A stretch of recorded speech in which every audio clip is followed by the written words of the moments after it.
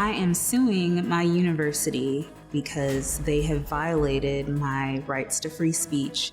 This all sort of started back in 2019. I got an email just saying, we're bringing this case against you before the professionalism committee. So initially it was just an Instagram post that had sort of set things off. And they scrolled through my whole page, said, oh, well, this is sexual.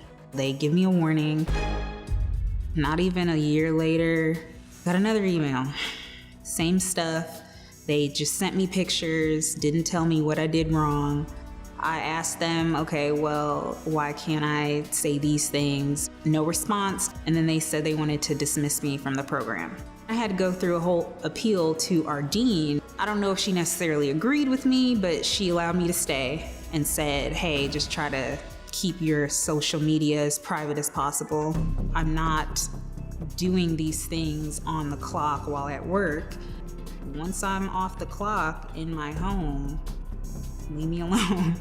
It's so important to me to just have my voice because people that look like me are often told, be quiet, stay in the back.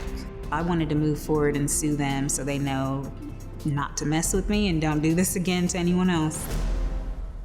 Now, you posted some stuff on the internet. Was it Instagram? It was Instagram and Twitter that was brought to me by the board. Okay, and how did they get a hold of it? I still do not know to this day. Supposedly somebody took it to them. Correct. Okay, now, suffice it to say, it was edgy.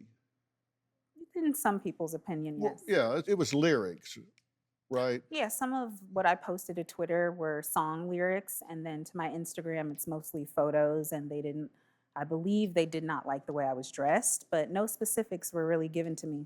This happened twice, right? They actually sent you a letter once, and then the second time suspended you.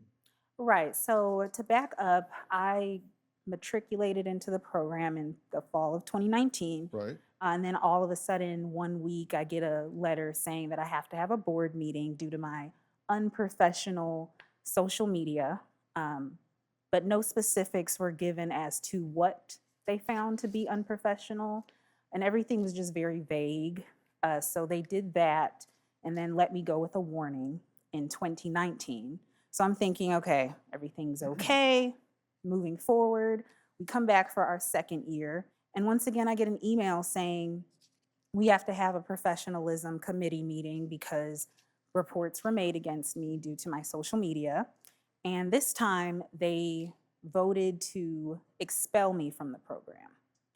And so I did not accept that whatsoever. And I immediately started to research and see about how I could get that overturned. Then you get contacted by the dean on the appeal and say you're not suspended and Correct. You're back in. Correct. Okay. But now you're filing suit. Yes, just to protect myself, because at that point, it was the second time in my second year that they had tried to impose restrictions against me, and I didn't want it to continue. So you think that this was censorship on their part? Absolutely. Despite whether a student had a problem with what I posted on social media, I believed the school should have stopped it there and not imposed such restrictions.